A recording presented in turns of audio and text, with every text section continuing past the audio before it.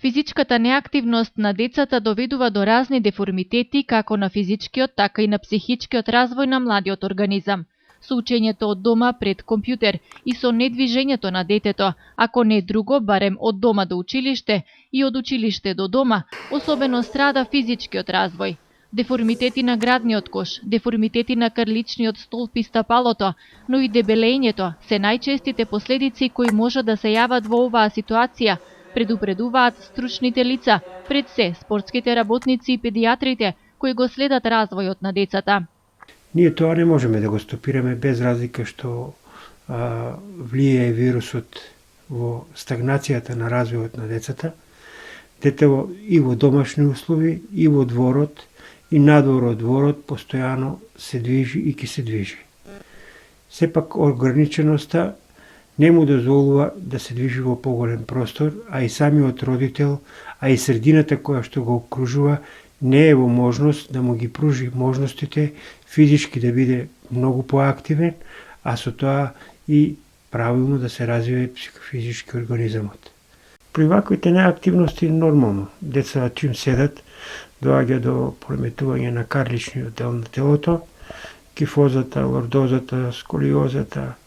Сето тоа се пореметувања кои што настануваат благодарејќи што детето мора постојано да биде над лаптопот, компјутерот, постојано да биде наведнат со главата и да сака родителот да го контролира, он не ќе биде во состојба сето тоа да го контролира онака како што треба, бидејќи детево и дома, кога ќе стане, кога ќе се разбуди, тргнува одма на часови. Нема некој двигателен фактор да му возможи, бар ако не од дома до училиштето да иде пешки, така да се раздвижи организамот. А така станува и одма доаѓа на часови преку онлайн работењето. Сега ние ја искубивме оваа контрола, бидејќи сите деца седат дома, не знаеме во какви услови седат, не знаеме на какви столици седат, не знаеме во какви клупи седат и сето тоа може да доведе до пореметување на растот и развој на децето. Исто така, ние знаеме дека седењето дома, покрај компјутер, покрај телефоните,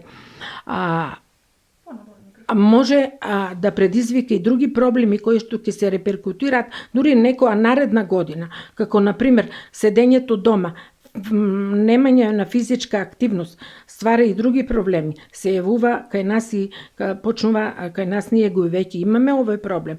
Се јавува дебелењето кај децата, се јавува обезитет, кој што е еден од многу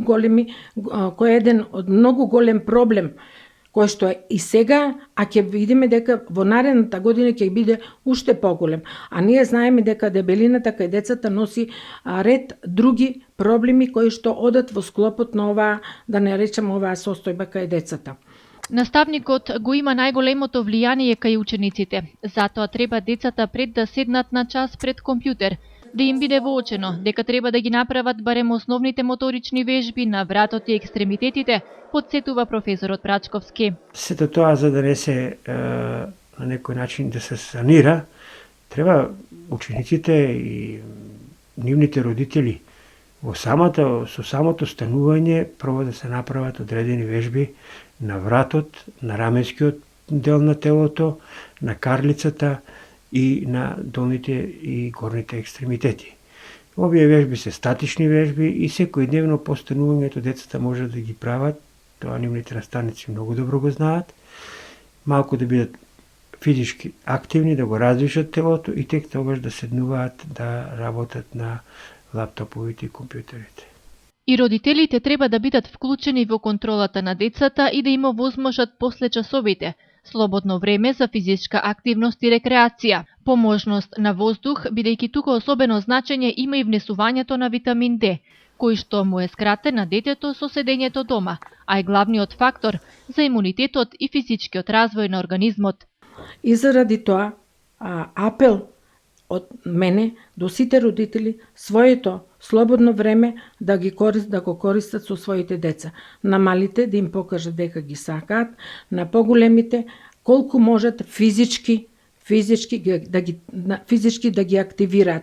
Било со играње на фудбал, било со пешачење, едноставно родителот треба да измислува различни игри или различни начини за да може детето физички да биде активно, а со тоа ќе превенира деформитети на граден кош, ќе превенира деформитети на кичмен стол, ќе превенира деформитети на стапало, а од друга страна ќе добива, ако е на пример на чист воздух, ќе добива многу витамин D3 кој што знаеме исто така учествува во имунолошкиот систем. COVID-19 во целост го смени текот на животот во светот, но затоа децата мора да бидат под постојан надзор, за да не дозволиме последици во нивниот психофизички развој.